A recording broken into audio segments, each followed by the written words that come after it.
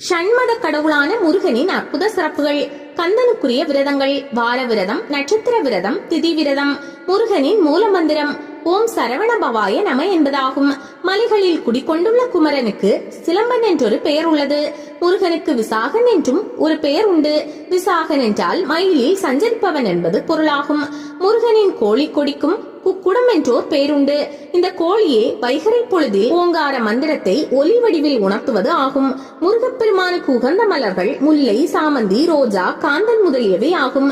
முருகனை ஒரு முறையே வலம் வருதல் வேண்டும். 10 மலை என்ற பெரிய மலை மீது முருகன் உள்ளார். இந்த கோயில் மலேசியா கோலாலம்பூரில் 18 கிலோமீட்டர் தூரத்தில் உள்ளது. தைப்பூசம் இங்கு விசேஷம். முருகனுக்கு உருவமில்லாத கோவில் விருத்தாச்சலத்தில் உள்ளது. பெயர் கொளஞ்சியப்பர். உருவ நிலை பிரார்த்தனை தலம் என்று இதனை கூறுவார்கள்.